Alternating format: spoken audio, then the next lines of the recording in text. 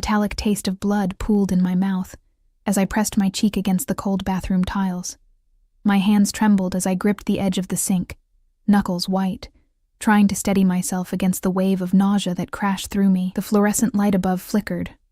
Once, twice, casting shadows that danced across the cracked mirror before me. I didn't want to look. I couldn't look. But I did. The woman staring back at me was barely recognizable. A split lip, already swelling purple. A bruise blooming across my left cheekbone like some grotesque flower. My right eye was beginning to swell shut, the skin around it tender and hot to the touch. I touched my ribs gingerly, wincing at the sharp pain that radiated through my torso with each shallow breath. Stupid, I whispered to my reflection. So stupid. Through the thin bathroom door, I could hear Marcus moving around our cramped apartment. The clink of a bottle against the coffee table. The scrape of his chair. The low murmur of the television playing some late-night show I couldn't quite make out. Each sound made me flinch, my body preparing for another assault that might or might not come. I turned on the faucet, letting the cold water run over my trembling hands. The icy shock helped ground me, pulled me back from the edge of panic that threatened to consume me whole. I cupped water in my palms and brought it to my face, hissing through my teeth as it stung the open cut on my lip. Pink-tinged water swirled down the drain, disappearing like everything else I'd lost over the past 2 years. My job, my friends, my dignity. It hadn't always been this way. Marcus had been different when we met. Charming, attentive, promising me a life beyond the cramped studio apartment I'd been living in while working double shifts at Romano's, an upscale Italian restaurant in the heart of the city. He'd swept me off my feet with expensive dinners I later learned he couldn't afford. With promises of stability I desperately craved after aging out of the foster system, with nothing but a high school diploma and a fierce determination to survive. The first time he hit me, he cried, apologized, swore it would never happen again. The second time, he blamed the stress of losing his job. By the third time, he didn't bother with excuses anymore. I dried my face carefully with a threadbare towel, avoiding the worst of the damage. My hands moved automatically, muscle memory taking over as I opened the medicine cabinet and retrieved the small makeup bag I kept hidden behind Marcus's shaving cream. Foundation, concealer, powder. The tools of my trade in hiding the evidence of my shame. Tomorrow, I would wake up at 5 a.m. I would apply twice the usual amount of makeup.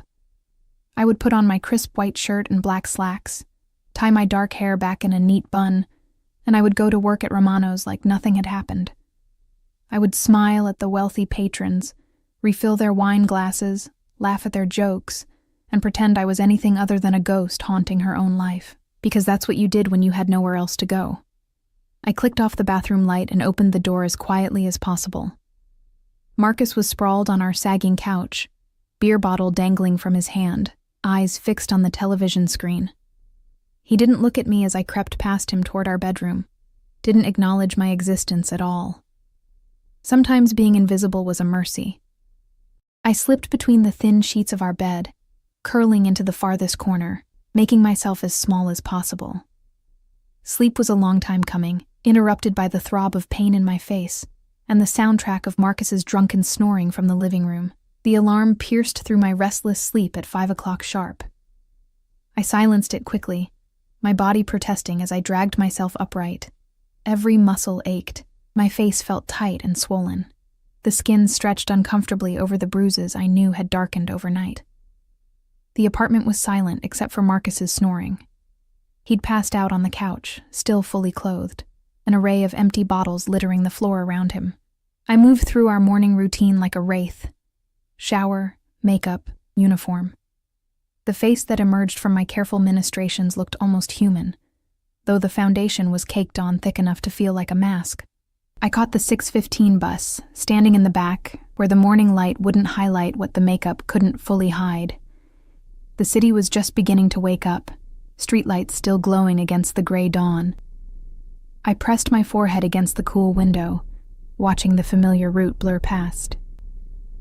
Romano's was located in the financial district, wedged between towering glass buildings that reflected the morning sun like mirrors.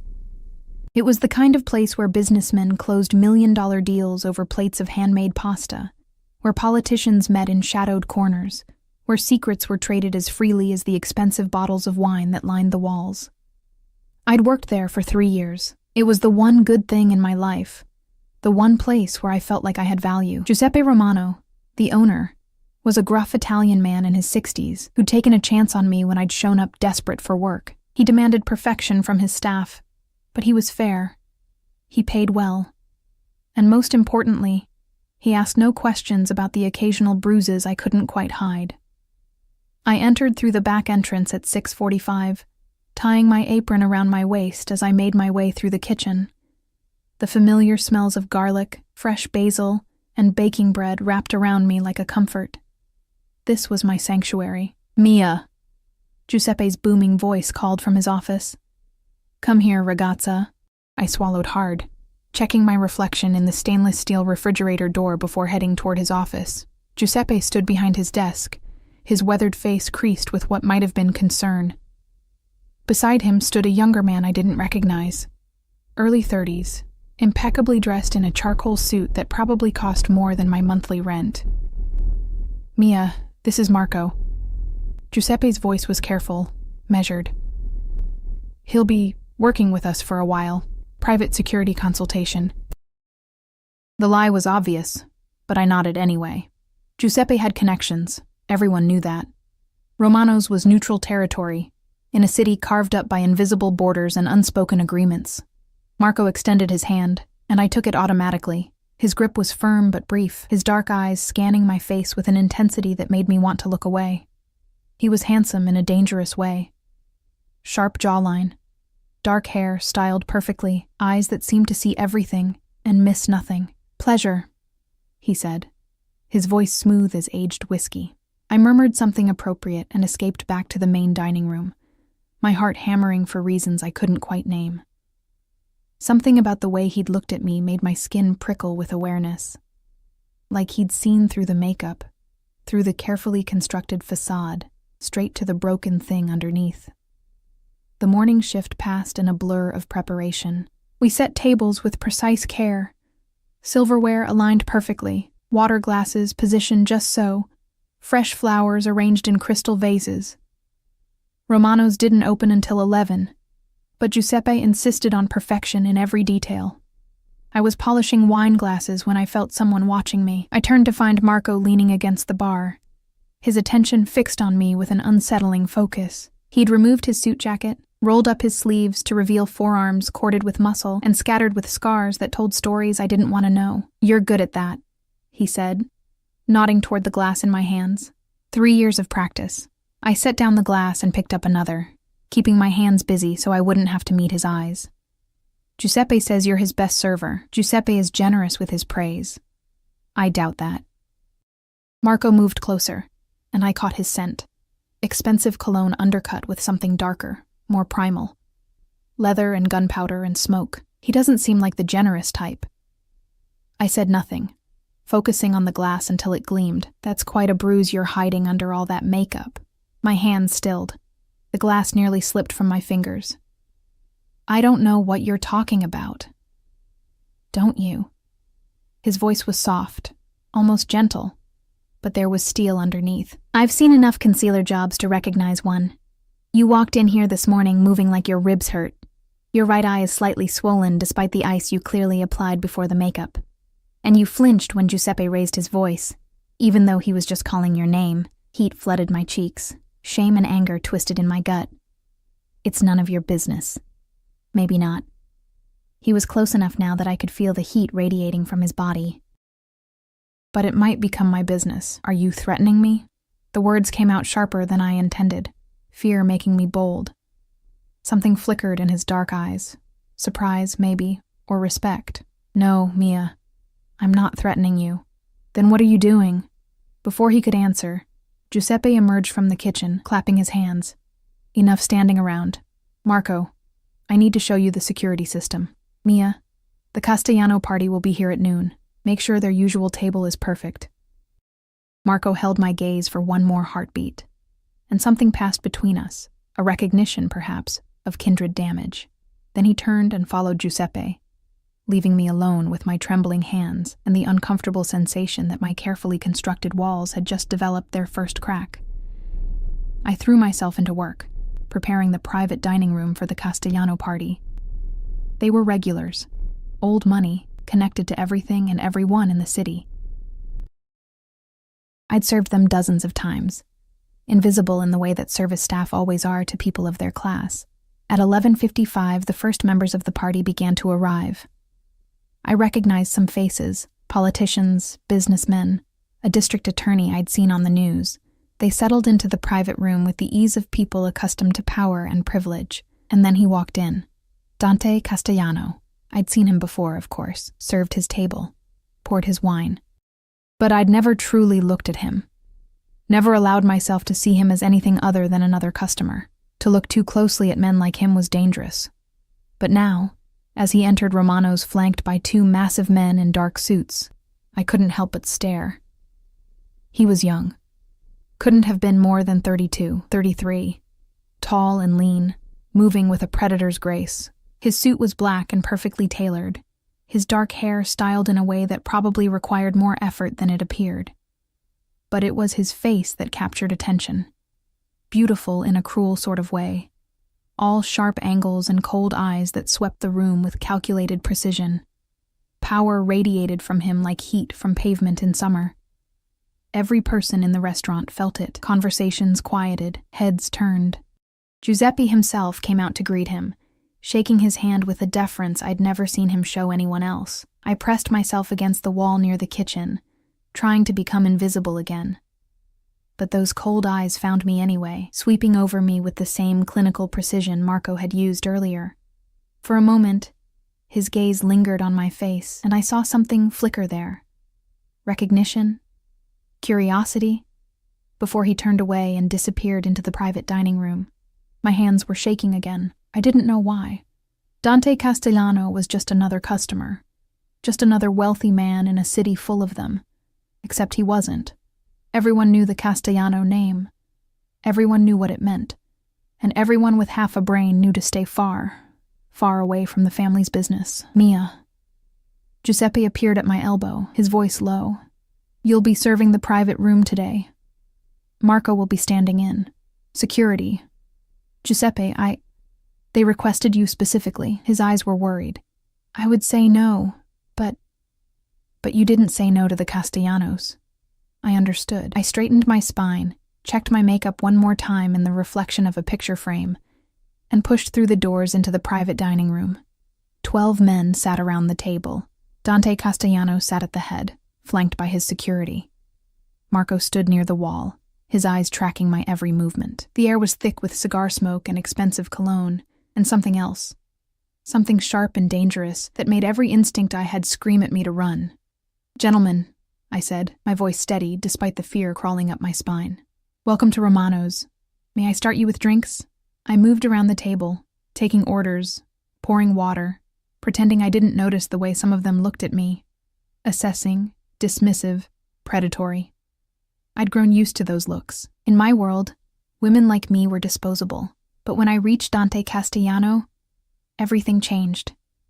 He looked up at me, and this time, his gaze wasn't clinical. It was intense, focused, like he was trying to solve a puzzle he hadn't known existed. His eyes, dark brown, almost black, fixed on my face, and I watched as his expression shifted from polite indifference to something harder, colder. What happened to your face? His voice was quiet, but it cut through the conversation around us like a blade. The room went silent. My heart hammered against my ribs. I'm fine, sir. What can I get you to drink? That's not what I asked. He stood, and suddenly he was in front of me, invading my space in a way that should have been threatening, but felt oddly protective. His hand came up. I flinched instinctively, but he only tilted my chin gently, angling my face toward the light. Who did this to you? Mr. Castellano, please, answer me. Still quiet, still deadly. I fell. The lie tasted bitter on my tongue, clumsy. His thumb brushed against my cheekbone, so gentle it made my eyes sting with unexpected tears. Don't lie to me, Mia. He knew my name. Of course he knew my name.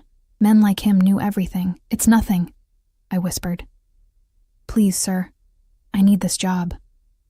Something dangerous flashed in his eyes. He released my chin and turned to his security. Find out where she lives, who she lives with. I want a full report by tonight. Mr. Castellano, I started, panic rising in my throat. He looked back at me, and for just a moment, I saw something almost human in those cold eyes. You're under my protection now, Mia, whether you want it or not. And with those words, he sat back down, and I knew, with a certainty that chilled me to the bone, that my life had just irrevocably changed. The rest of the lunch service passed in a haze. I served, I smiled, I pretended everything was normal. But I felt Dante's eyes on me constantly, tracking my every movement with an intensity that made my skin burn. When the party finally ended hours later, I retreated to the kitchen, my legs barely holding me upright. Giuseppe found me there, leaning against the walk-in freezer, trying to catch my breath. Mia. His voice was gentle. Go home early today. Paid. Giuseppe. Go home, ragazza. And Mia? He squeezed my shoulder. Whatever happens next, it's out of my hands now. I'm sorry. I didn't understand what he meant, not then. I changed out of my uniform in the staff bathroom, my hands still trembling as I pulled on my jeans and hoodie. When I emerged into the alley behind Romano's, the sun was beginning to set, painting the sky in shades of orange and purple. A black Mercedes was parked at the mouth of the alley. Marco stood beside it, his expression unreadable. Get in, he said. I'm taking the bus. Not anymore. He opened the back door. Boss's orders. You get a ride home from now on. I don't need... Mia, his voice was firm. Get in the car, or I'll put you in it. Your choice. I got in the car. The drive to my apartment complex was silent except for the quiet hum of the engine. Marco didn't speak, didn't explain. When we pulled up in front of my building, a run-down complex on the wrong side of town, he turned to look at me. Lock your doors tonight, he said. And Mia, Castellano doesn't make empty threats. If he said you're under his protection, that's exactly what you are. I fled into my building without responding, my heart racing. Protection, what did that even mean? And why would someone like Dante Castellano care about a broken-down waitress with nowhere to go and no one to help her? The apartment was dark when I entered. Marcus wasn't home yet. Probably at whatever bar would still serve him. I should have felt relieved. Instead, I felt terrified. I locked the door, drew the curtains, sat on the edge of the bed and waited. Waited for what? I wasn't sure. But something was coming. I could feel it building like a storm on the horizon, dark and inevitable, and utterly beyond my control. And when Marcus finally stumbled home 3 hours later, stinking of whiskey and rage, I stayed silent as he grabbed my hair and threw me against the wall. I stayed silent as his fists found my ribs again, my back, my arms. I stayed silent because I'd learned long ago that fighting back only made it worse. But as I curled into a ball on the floor, tasting blood and swallowing screams, I thought of cold, dark eyes and a quiet promise. You're under my protection now. And I wondered if, come morning, Marcus would understand what that truly meant. I woke to the sound of my own whimpering. The morning light filtered through the thin curtains, gray and weak, casting everything in shades of bruise. I was still on the floor where I'd fallen, my body curled protectively around itself. Every breath felt like broken glass scraping against my lungs. My ribs screamed in protest as I tried to move. Marcus was already gone. He always left early after the bad nights, disappearing before I could see the regret that might or might not flicker across his face. The apartment smelled like stale beer and something sour. Fear, maybe, or shame. Both, probably. I pulled myself upright using the edge of the bed, biting down on my lip to keep from crying out. The taste of copper flooded my mouth. Again. Always again. The bathroom mirror revealed the damage with brutal honesty. Yesterday's bruises had darkened overnight, painting my face in shades of purple and yellow that no amount of makeup could fully disguise. New ones had joined them, a handprint on my throat, fingerprint bruises on my upper arms, a split in my eyebrow that had bled onto the pillow. I looked like a victim, I looked like exactly what I was. My phone buzzed on the bathroom counter. A text from an unknown number. Car will be there at 6:30. Don't keep it waiting. M. Marco. Of course. I wanted to text back, to tell him I didn't need a ride, didn't need protection, didn't need anything from people like Dante Castellano, but my fingers hovered over the screen without typing. What would be the point? Men like that didn't take no for an answer. The shower felt like punishment, hot water finding every cut and bruise with unerring accuracy. I stood under the spray until it ran cold, washing away blood and tears, and the scent of violence that seemed to cling to my skin. Makeup took longer today, layer after layer of concealer, foundation thick enough to hide the worst of it. I used every trick I'd learned, color corrector for the bruises, powder to set it all, contour to redirect attention. When I finished, I looked almost human. Almost normal. The black Mercedes was idling in front of my building at exactly 6:30. Marco didn't get out, didn't open the door for me. I climbed into the backseat on my own, wincing as the movement pulled at my injured ribs. The interior smelled like leather and that same expensive cologne I'd noticed yesterday. My stomach twisted with anxiety. "Morning," Marco said, his eyes finding mine in the rearview mirror. I said nothing. What was there to say? "Boss wants to see you before your shift." My heart stuttered. "Why?" "That's between you and him." His tone was neutral, giving nothing away. "Don't worry. He doesn't bite. Usually. The joke, if it was a joke, did nothing to calm my nerves." We drove in silence through the waking city. Instead of turning toward Romano's, Marco navigated through streets I didn't recognize, heading into a part of town where buildings grew taller and more expensive with each passing block. Old money lived here. Power lived here. The Mercedes pulled into an underground parking garage beneath a building that gleamed like black glass against the morning sky. Marco parked in a spot marked reserved, Castellano, and finally turned to look at me properly. "5th floor," he said. "Elevator's that way. He's expecting you. What if I don't want to go up?" Something that might have been sympathy flickered across his face. "Then I'll carry you up. Either way, you're going up." I got out of the car. The elevator was all mirrors and polished chrome, showing me my reflection from every angle. I looked small in that space, insignificant, breakable. I pressed the button for the 5th floor with a trembling finger and watched the numbers climb. The doors opened onto a private foyer. All marble floors and expensive art and floor-to-ceiling windows overlooking the city. A receptionist sat behind a sleek desk, her blonde hair pulled back in a severe bun, her expression carefully neutral. "Mia?" she asked, though she clearly already knew who I was. I nodded. "Mr. Castellano is in his office, through those doors straight ahead." My legs felt like water as I crossed the foyer. The double doors were heavy, solid wood that probably cost more than everything I owned. I raised my hand to knock, but before my knuckles could connect, a voice called out from inside. "Come in, Mia." He knew. Of course he knew. I pushed open the door. Dante Castellano's office was exactly what I expected. Luxurious without being ostentatious, powerful without being loud, dark wood furniture, more windows showcasing the city spread out below like a kingdom. He stood behind his desk, phone pressed to his ear, one hand in his pocket. He looked different without the crowd of men surrounding him, younger, more dangerous.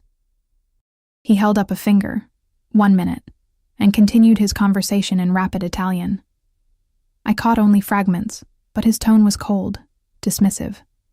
When he finished, he set the phone down with careful precision and finally looked at me, really looked at me. His expression went from neutral to something dark and furious in the span of a heartbeat. He crossed the space between us in 3 long strides, and before I could step back, his hands were on my face, tilting it toward the light streaming through the windows. He did this. It wasn't a question. "After I specifically told Vincent to watch your building. I don't know what you're talking about. Don't." His voice was soft, but carried the weight of absolute authority. "I've spent my entire life learning to read people, Mia. You're not a good liar." His thumbs traced the edges of the new bruises with a gentleness that made my throat tight. This close, I could see details I'd missed yesterday. A small scar through his left eyebrow, flecks of amber in his dark eyes, the sharp line of his jaw clenched with barely controlled rage. "Who is he?" Dante asked. "Nobody," Just name. The command in his voice made me answer before I could think better of it. Marcus Cole. My husband. Something dangerous flashed across his face.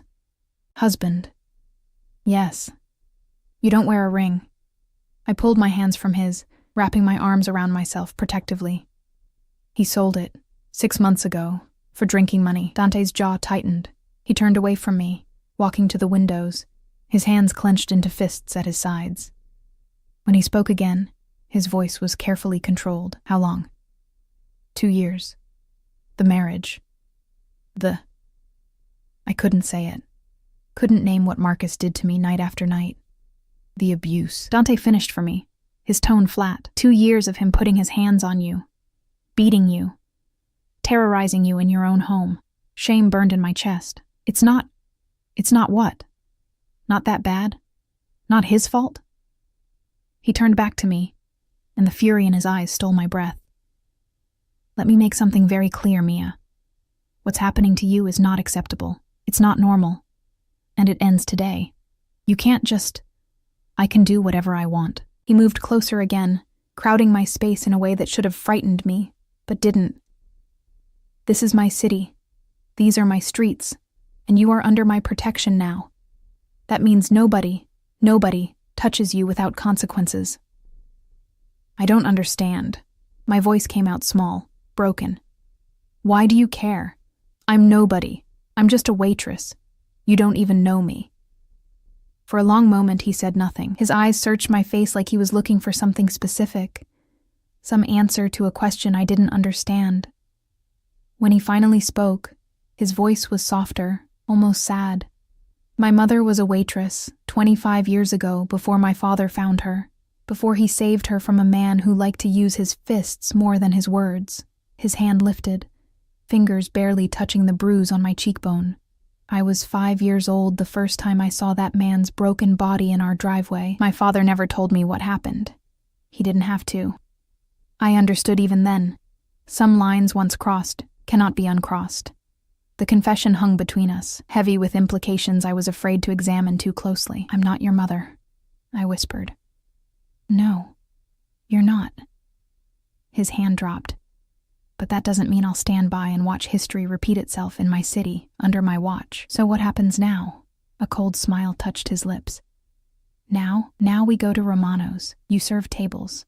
You smile at customers. You pretend everything is normal, and tonight, when your husband comes home expecting to find his punching bag waiting, the smile widened, sharp as a blade.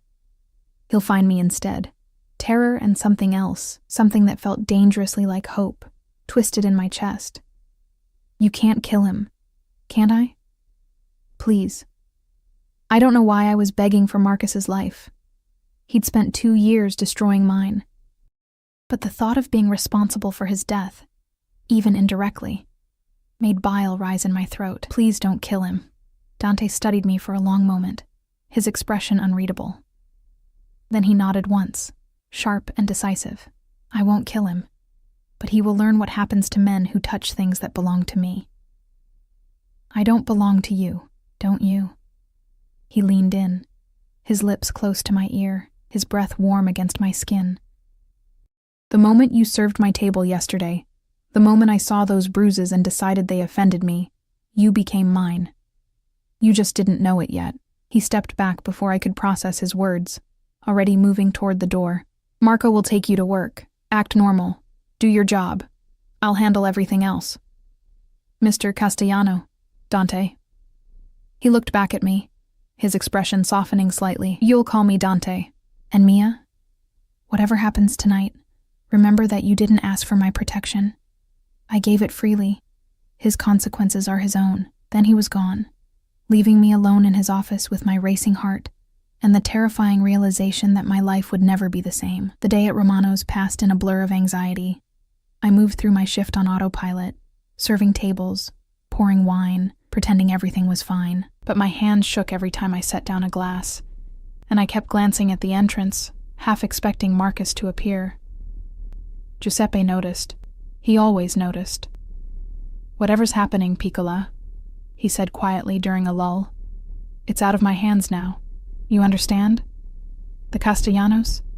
They protect what they claim, but they also own what they protect. I understood. I just didn't want to. Marco drove me home as the sun set, painting the sky in shades of fire. We didn't speak. What was there to say? He parked in front of my building, but didn't let me out immediately. He'll be here soon, Marco said. The boss, with Vincent and Tony. They'll handle it. Handle it how? However needs handling. His eyes met mine in the mirror. Mia, listen to me. Don't go inside until we're done. Wait in the coffee shop across the street. I'll come get you when it's safe. It's my apartment. Not anymore, it's not. Not tonight. His voice was firm. Boss's orders. Coffee shop. Now. I got out of the car and crossed to the small cafe that stayed open late serving the night shift workers. I ordered coffee I didn't drink and sat by the window, watching my building like it might explode at any moment. 20 minutes later, a black SUV pulled up. Dante emerged first, followed by two men who could only be Vincent and Tony. Huge, scarred, dangerous. They looked like violence personified. I watched them enter my building, watched the lights flicker on in my apartment window 3 floors up. And then I waited, my heart hammering against my bruised ribs, wondering what exactly I'd unleashed.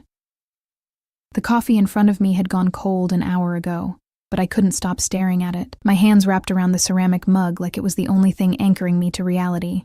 Through the cafe window, I watched shadows move behind my apartment curtains. Sharp, violent movements that made my stomach clench with dread. What was happening up there? What were they doing to Marcus? The rational part of my brain, the part that had survived 2 years of abuse, whispered that I shouldn't care, that Marcus deserved whatever Dante Castellano decided to do to him. But another part, the part that still remembered the man Marcus had been before the drinking and the rage, felt sick with guilt. More coffee, hun?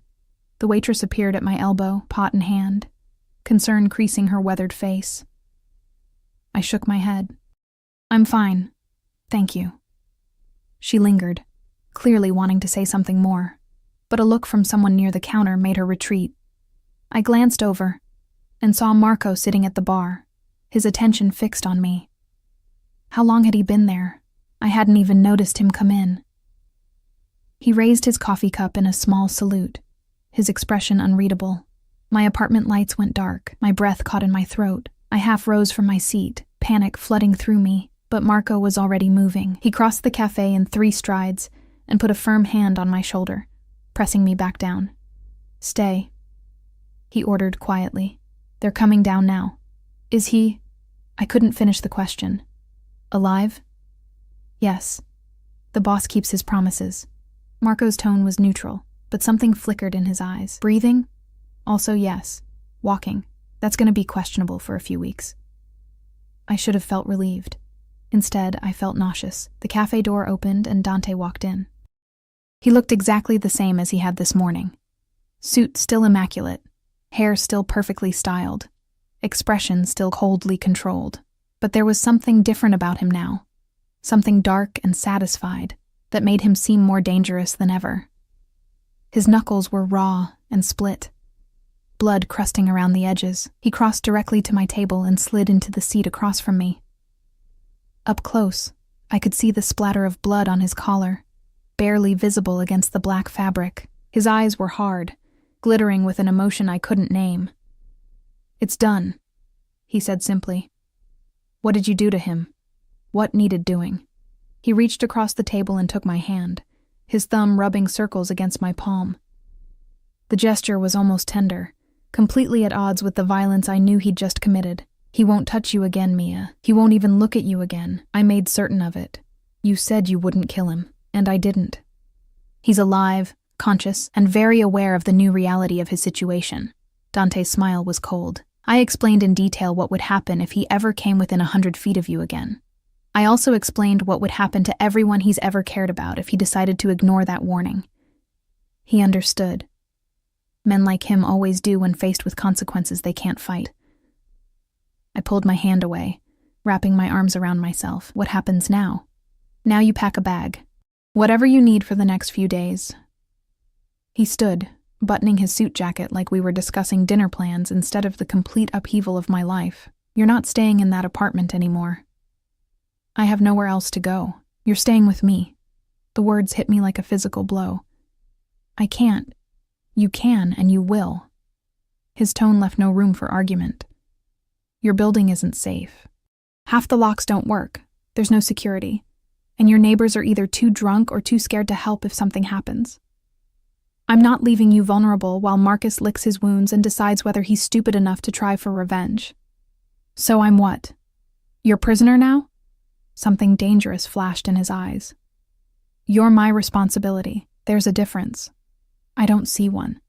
He leaned down, his hands braced on either side of my chair, caging me in. This close, I could smell copper and cologne and something uniquely him. Power and darkness and barely restrained violence. "Let me make this very clear, Mia. You can walk out of here right now. I won't stop you. You can go back to that apartment, back to waiting for the next time Marcus decides to use you as a punching bag. Back to pretending that makeup and lies will protect you from the inevitable."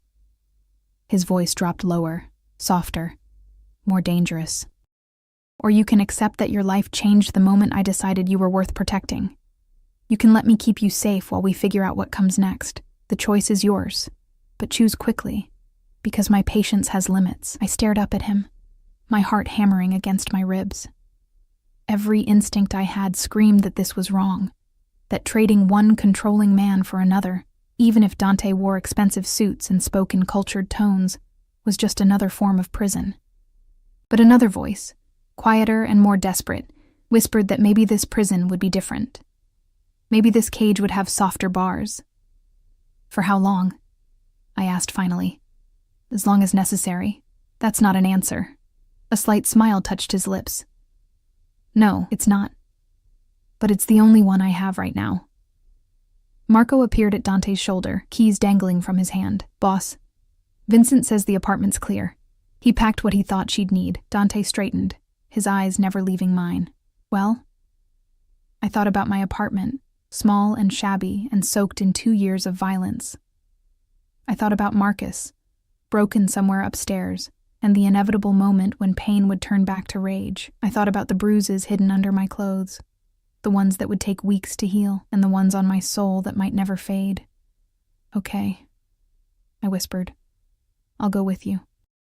Dante's penthouse occupied the entire top floor of the building where I'd met him that morning. Marco used a private key to access the elevator, which opened directly into a foyer that probably cost more than I'd earn in a lifetime. Everything was elegant, expensive, and coldly beautiful. Floor-to-ceiling windows offered a panoramic view of the city lights twinkling like earthbound stars. The furniture was modern and minimal, all clean lines and neutral colors. Art that I didn't recognize but assumed was valuable adorned the walls. It looked like a museum, not a home. "Guest room is down that hall, second door on the right." Dante shrugged out of his jacket and draped it over a chair, then rolled up his sleeves. The motion revealed more of those scars on his forearms, along with the raw knuckles from tonight's violence. "Bathrooms attached. Vincent put your bag in there already."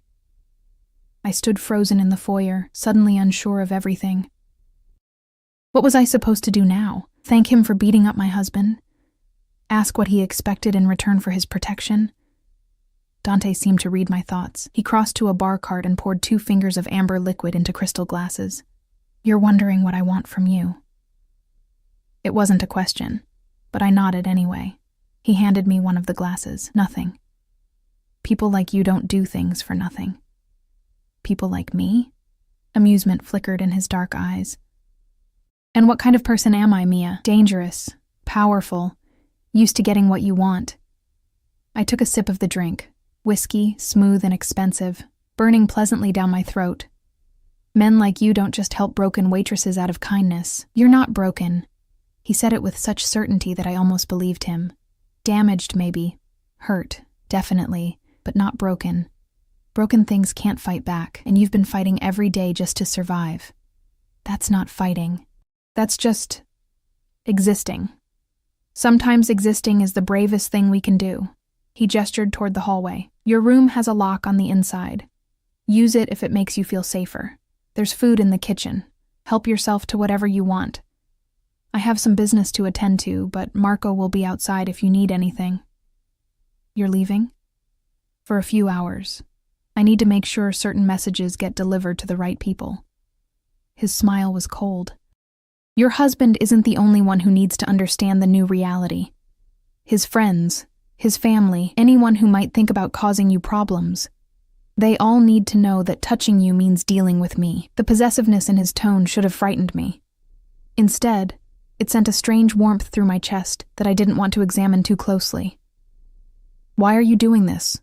The question came out softer than I intended. Really? Why do you care? Dante was quiet for a long moment, his eyes distant. When he finally spoke, his voice carried a weight of old pain. Because I was 5 years old when I watched my mother try to hide bruises with makeup. Because I heard her crying through the walls at night. Because I was too young and too powerless to do anything except pray that my father would come home and make it stop. He set down his glass with careful precision. I swore then that if I ever had the power to stop it happening to someone else, I would. No hesitation, no questions, no mercy for the men who think violence makes them strong. The confession hung between us, raw and honest in a way I hadn't expected from someone like him. Your father, I said quietly. He was the previous head of the Castellano family. Yes.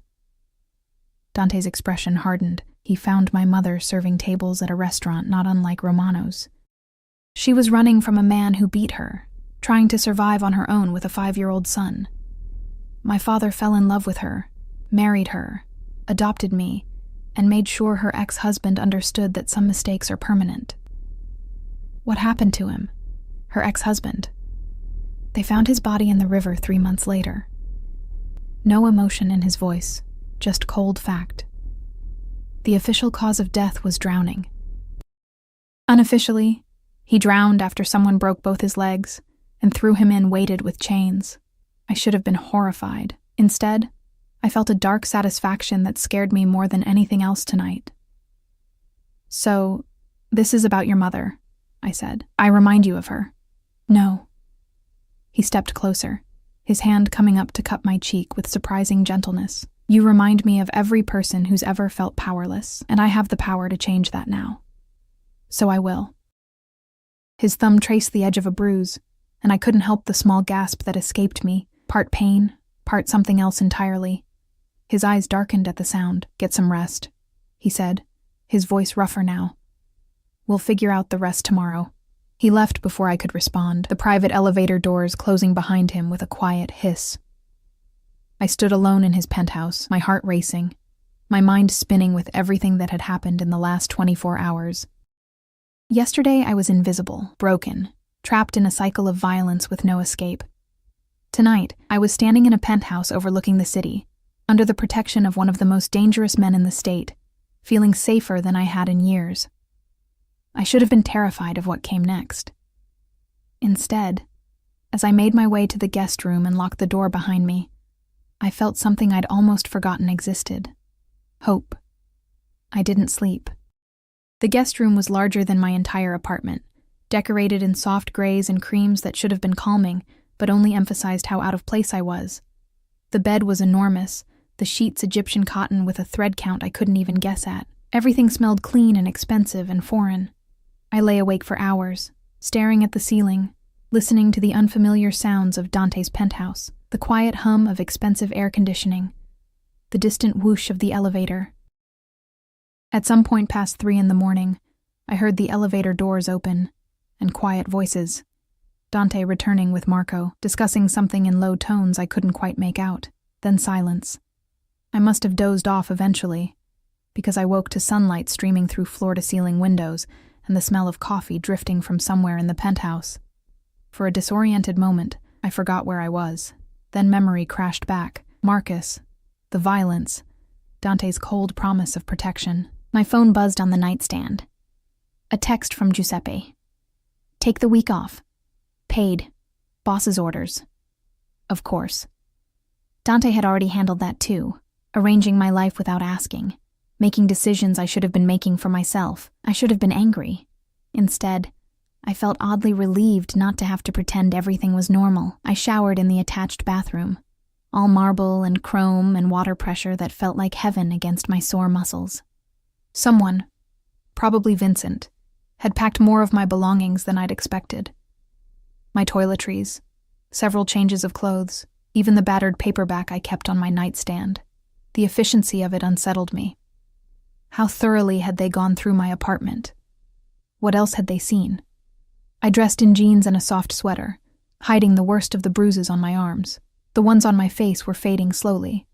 The makeup I applied this morning less like a mask and more like a precaution. When I finally emerged from the guest room, I found Dante in the kitchen.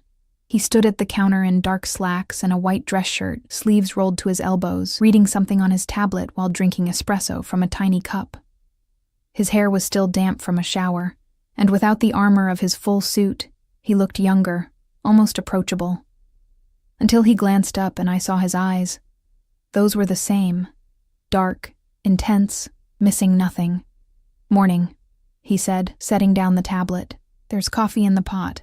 Fresh pastries from the bakery downstairs if you're hungry."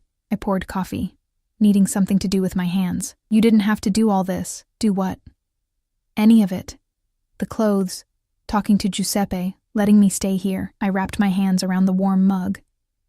"I'm not your responsibility. We've had this conversation." He came around the counter, moving into my space with that predatory grace that made my pulse quicken. "You became my responsibility when I decided you were. The rest is just logistics. I'm not a problem to be solved. No, you're a person who needed help and didn't know how to ask for it." His voice was matter of fact, but his eyes held something warmer. "There's no shame in that, Mia." Before I could respond, the elevator chimed. Marco stepped out, followed by a woman I didn't recognize. Late 50s, elegant in a navy suit, carrying a leather briefcase. "Boss," Marco said. "Mrs. Chen is here." Dante nodded. "Thank you, Marco." He turned to me. "Mia, this is Rebecca Chen. She's a lawyer, one of the best in the state." Mrs. Chen offered her hand, her grip firm and professional. "Ms. Torres, it's nice to meet you, though I wish it were under better circumstances." I shook her hand, confused. "I don't understand. Why do I need a lawyer?" "Because you're filing for divorce," Dante said calmly, like he was discussing the weather. "Mrs. Chen specializes in domestic abuse cases. She'll handle everything. The paperwork, the restraining order, all of it. You just need to answer her questions honestly." The room tilted slightly. "You can't just decide I'm getting divorced." "Can't I?" He moved closer, his voice dropping. "Tell me you want to stay married to him. Tell me you want to spend the rest of your life looking over your shoulder, wondering when the next beating will come. Tell me you love him despite everything he's done to you." I opened my mouth, but no words came, because he was right. I didn't love Marcus, hadn't loved him in longer than I wanted to admit. But divorce meant lawyers and courts and confrontation, and I'd spent 2 years learning that confrontation only brought pain. "I can't afford a lawyer," I said finally, grasping for any excuse. "Already handled," Dante replied. "Mrs. Chen works for me. Consider it part of my protection services." Mrs. Chen's expression softened. "Ms. Torres, I understand this is overwhelming. But I promise you, I've handled hundreds of cases like yours. We'll make this as painless as possible. Your husband will be served papers today. Given the documented abuse and the restraining order I'll file simultaneously, you won't have to see him or speak to him at all." "Documented abuse?" My voice came out small. "The photographs Vincent took last night when you were at the cafe. The medical records we obtained from the 3 times you went to urgent care in the past year. The testimony from your coworkers who witnessed your injuries." She set her briefcase on the counter and extracted a folder. "We have everything we need, Ms. Torres. You just need to give me permission to proceed." I looked at Dante, this dangerous man who'd inserted himself into my life without invitation, who was systematically dismantling everything familiar, even if that familiar was toxic. "Why are you doing all this?" "Because you won't do it for yourself." No judgment in his tone, just observation. "Because women like you, good women, kind women, have been taught that suffering in silence is noble, that protecting your abuser is somehow your responsibility. I'm here to tell you it's not. And what do you get out of it?" Something flickered across his face. Surprise, maybe, or respect. The satisfaction of knowing I used my power for something that matters. And he hesitated, which seemed uncharacteristic for him. Your trust, eventually, if I earn it. The honesty in that admission stole my breath. This wasn't just about his mother, about old trauma reshaping itself into current action. This was about me, about seeing me as a person worth protecting, worth fighting for. I turned to Mrs. Chen. What do I need to do? Relief washed over her features. Just sit down with me and answer some questions. An hour, maybe 2. Then I'll handle the rest. 3 hours later, I sat alone on Dante's balcony, staring out at the city spread below like a glittering maze. Mrs. Chen had left with a signed retainer agreement and enough information to bury Marcus in paperwork and legal consequences. The restraining order would be filed by end of business today. Divorce papers would be served tomorrow morning. It was done. Or at least begun. I should have felt relieved. Instead, I felt untethered, like someone had cut the ropes holding me to earth, and I was floating away into nothing. The balcony door opened behind me. Dante emerged carrying 2 glasses of wine, handing me one before settling into the chair beside mine. For a long moment, we sat in comfortable silence, watching the sun begin its descent toward the horizon. Having second thoughts? He asked finally. No. Maybe. I don't know. I took a sip of wine. Red, rich, probably older than I was. 2 years ago, I thought Marcus was my salvation, my way out of poverty and loneliness.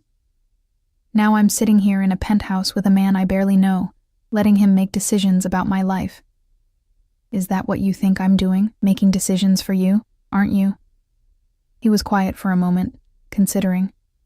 Perhaps, but not to control you, to give you options you didn't think you had. You can leave any time, Mia. Walk out that door and never look back. I won't stop you. But I will make sure you're safe when you do.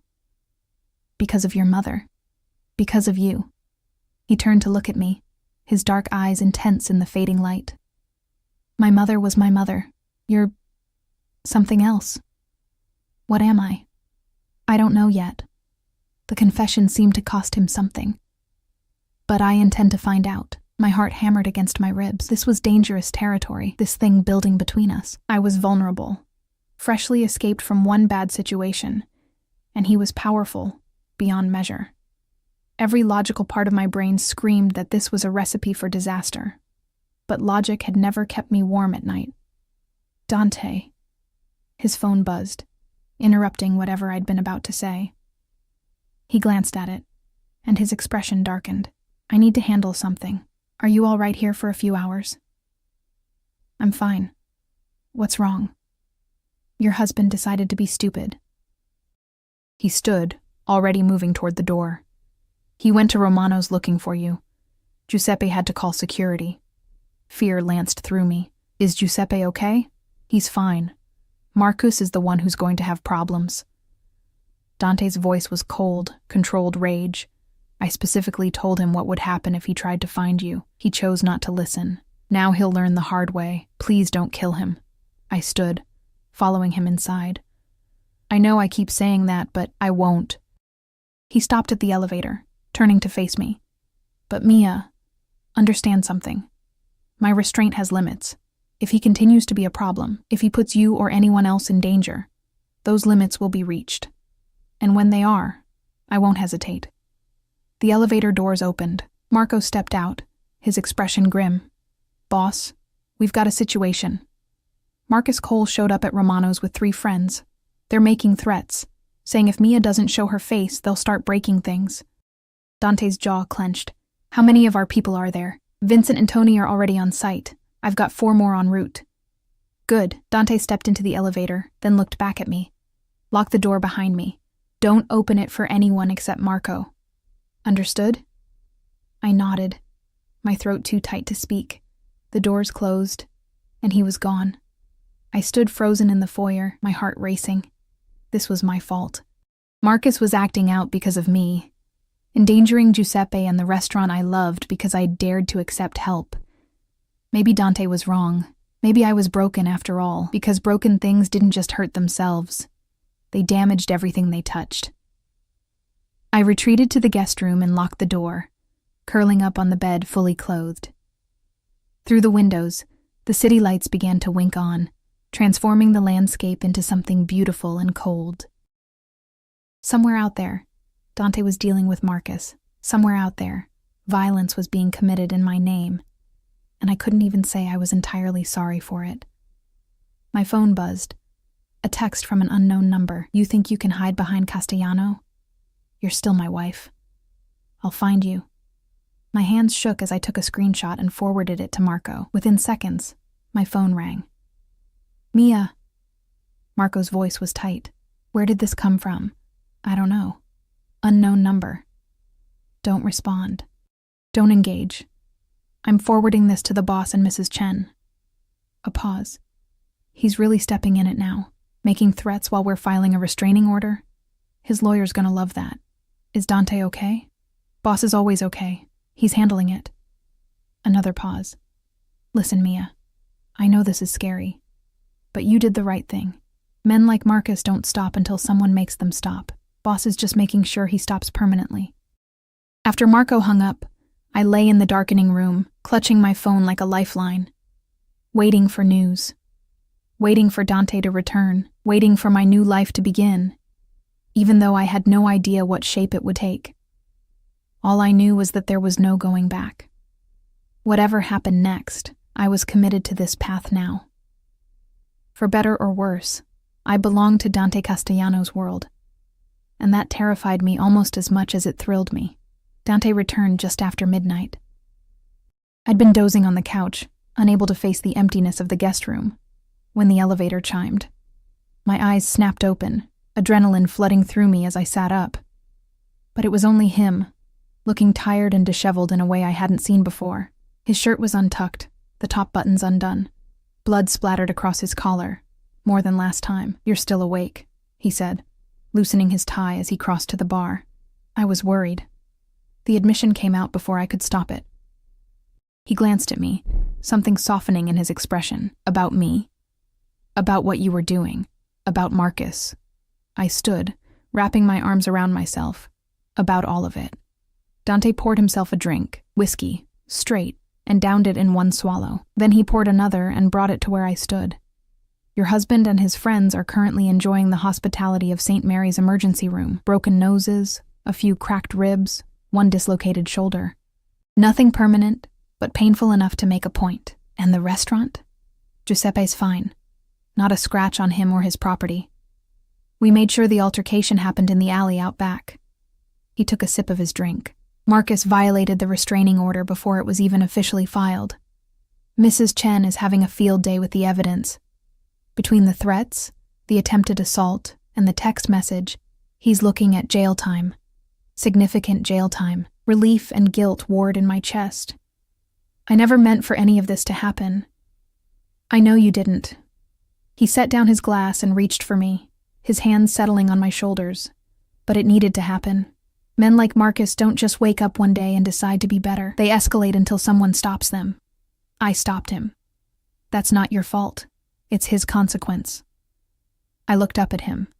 This dangerous man who'd appointed himself my protector, and felt something shift inside me. He was standing so close I could smell the copper tang of blood mixed with his cologne. His hands on my shoulders were warm, steady, grounding me when I felt like I might fly apart.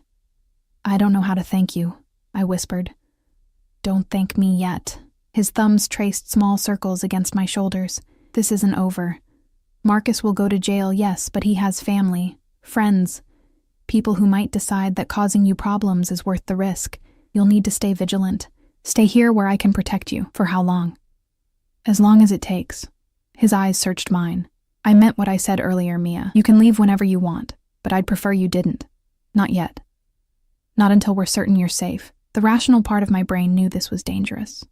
Knew that staying here, accepting his protection, letting him deeper into my life was crossing lines I couldn't uncross. But I was so tired of being rational. So tired of being afraid. "Okay," I said. "I'll stay." Something flared in his eyes. Triumph, possession, maybe both. His hands slid from my shoulders to cup my face, tilting my head back so I had no choice but to meet his gaze. You understand what that means, staying here with me?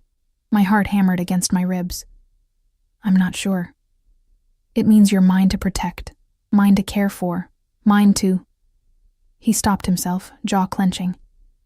It means I'll do whatever necessary to keep you safe, even from yourself if needed. The possessiveness in his tone should have frightened me. Instead, it sent heat coursing through my veins. And what do you get out of this arrangement? You. The word was barely a whisper. I get you. Here. Where I can see you. Where I know you're safe. Where no one can hurt you without going through me first. His thumb traced the edge of my healing lip, and I couldn't suppress the small gasp that escaped. His eyes darkened at the sound. Dante, tell me to stop. His voice was rough, strained. Tell me this is wrong, that it's too soon, that you're not ready. Tell me to walk away and I will. But I couldn't. Because despite everything, the violence, the chaos, the complete upheaval of my life, I'd never felt safer than I did in this moment, standing in his arms while the city glittered below us. Instead of speaking, I rose on my toes and pressed my lips to his. The kiss was soft at first, tentative, like we were both testing boundaries neither of us fully understood, but then his arms wrapped around me, pulling me flush against him, and the kiss deepened into something desperate and hungry. His hands tangled in my hair, tilting my head to deepen the angle, and I melted into him, giving myself over to sensation. When we finally broke apart, both breathing hard, his forehead rested against mine. This is a terrible idea, he murmured. Probably. You're vulnerable, freshly out of an abusive marriage. I should know better. Should you? I pulled back enough to meet his eyes. Or should I finally get to make my own choices about who I want to be with? A smile tugged at his lips. Is that what this is? A choice? Yes. And it was. For the first time in years, I was choosing something for myself. Not because I was desperate or afraid or had no other options. I'm choosing you, whatever that means. It means everything changes. His hands framed my face again, his expression serious.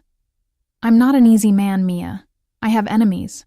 My world is dangerous, and I'm possessive in ways that will probably drive you crazy. More possessive than locking me in a penthouse for my own protection? Much more. But he was smiling now, genuinely smiling in a way that transformed his entire face. I don't share. I don't do casual. And once I claim something as mine, I don't let go easily. Claim? I raised an eyebrow. I'm not a possession. No, you're not. You're something far more valuable. He kissed me again, softer this time. You're the first thing in a very long time that I want to protect. Not because I have to, but because I want to. The next 3 weeks passed in a blur of strange normalcy. I stayed in Dante's penthouse, gradually moving from the guest room into his space. Not into his bed. Not yet, despite the tension that crackled between us, but into his life. I cooked dinners while he worked late. I read on the balcony while he took calls in Italian that I couldn't understand. I learned the rhythms of his days, the subtle tells that indicated when he was stressed or tired or dealing with something dangerous. Mrs. Chen kept me updated on the divorce proceedings. Marcus had been arrested for violating the restraining order and assault.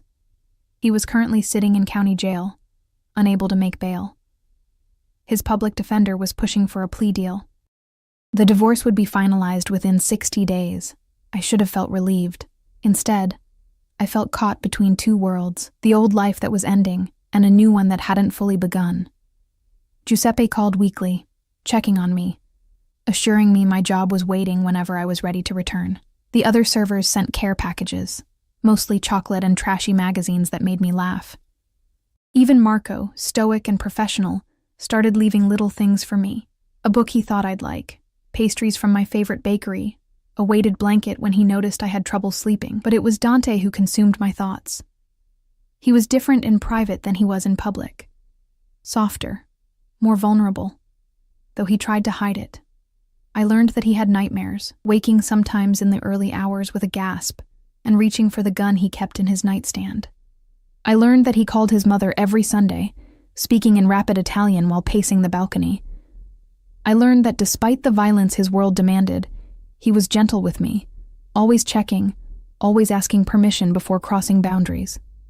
We didn't talk about what we were. Dating seemed too casual. Together implied something more permanent than either of us was ready to name. So we existed in this undefined space, growing closer each day, the tension between us building like a summer storm. Until the night, everything changed. I was in the kitchen making tea when Dante came home early, his expression darker than I'd ever seen it. Marco and Vincent followed him in, both looking grim. "What's wrong?" I set down the kettle, fear prickling up my spine. Dante crossed to me in 3 long strides, his hands gripping my shoulders almost painfully. Marcus made bail. His brother put up his house as collateral.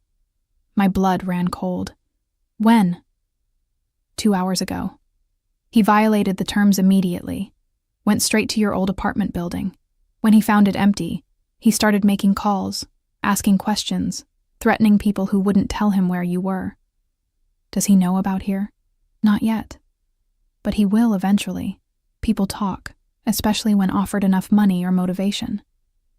Dante's jaw was tight, his eyes blazing with fury. I should have killed him when I had the chance. Dante... No. His hands moved to frame my face, forcing me to look at him. I tried to do this the right way. Legal channels, restraining orders, letting the system handle it. But the system failed. He's out there right now, hunting for you. And I will not allow him to touch you again. What are you going to do? What I should have done from the beginning. He released me and turned to Marco. Find him. Bring him to the warehouse. Make sure nobody sees. Marco nodded and disappeared into the elevator with Vincent. I grabbed Dante's arm as he moved to follow them. Please, don't kill him. Not for me. Not for you. His voice was cold, controlled. For me. Because I can't protect you while he's still breathing. Still obsessed, still stupid enough to think he has any claim on you. He pulled me close, his lips brushing my forehead. I know you think this makes me a monster. Maybe it does. But I'd rather be a monster who keeps you safe than a good man who watches you die. I don't think you're a monster. He pulled back, surprise flickering across his face. No? No. I reached up, touching his cheek. I think you're a man who does terrible things for reasons he believes are right. I think you carry more darkness than anyone should have to, and I hesitated, then pushed forward. I think I'm falling in love with you despite all of it, maybe because of it. The confession hung between us, raw and honest and terrifying. Dante stared at me like I'd just handed him something precious and fragile that he didn't know how to hold. Then his mouth was on mine, the kiss fierce and claiming and full of unspoken promises. When he pulled back, his voice was rough with emotion. Stay here. Lock the door. I'll be back before morning. Dante, I love you too. The words were quiet but certain. I've loved you since the moment I saw those bruises and decided they offended me. Since the moment you looked at me with fear and defiance and refused to lie about what happened to you. I love you, Mia. And that's why I'm going to end this tonight. Then he was gone, leaving me alone with the weight of our confessions and the knowledge of what he was about to do. I didn't sleep. Couldn't sleep. I paced the penthouse, watching the hours crawl by, imagining 1,000 different scenarios. What if something went wrong? What if Marcus hurt him? What if Dante kept his word and killed Marcus, and it changed everything between us? The sun was rising, painting the sky in shades of pink and gold. When the elevator finally chimed, Dante stepped out alone. His suit was ruined, blood splattered, shirt torn. His knuckles were raw and bleeding, but his eyes were clear, calm, satisfied. It's done, he said simply. I crossed to him, my hands shaking as I reached for his face. Did you? No, I didn't kill him. He caught my hands, holding them against his chest, but he won't be a problem anymore. He's on a plane to Mexico with $50,000 in cash, and the understanding that if he ever sets foot in this city again, that mercy won't be extended twice. Relief flooded through me so intensely my knees nearly buckled. Why? Why didn't you? Because you asked me not to. His voice was soft. Because I love you more than I hate him. Because I'd rather build a life with you than spend it looking over my shoulder for legal consequences. Tears burned in my eyes. I love you too. So much it scares me. Good. He pulled me close, burying his face in my hair. Fear means you're alive, means you're feeling something real. I'll take your fear if it means I get your love alongside it. We stood like that for a long time, holding each other as the sun rose over the city. My old life was over. Marcus was gone. The divorce would proceed uncontested. The fear that had haunted me for 2 years was finally lifting, and in its place was something new. Something terrifying and exhilarating, and completely unlike anything I'd experienced before. What happens now? I whispered against his chest. Now? His arms tightened around me. Now we figure out how to build something that lasts. You heal. I learn how to be something other than dangerous. We take it one day at a time. That simple? That simple. That complicated. He pulled back to look at me, his dark eyes full of warmth. I'm not promising perfect Mia, but I am promising that I'll spend every day trying to be worthy of the trust you've placed in me. I rose on my toes and kissed him, pouring everything I felt into that connection. When we broke apart, both smiling, I knew with absolute certainty that this was right. That despite the chaos and violence and darkness that brought us together, what we'd found was real. So, I said, taking his hand, should I move my things from the guest room? A slow smile spread across his face.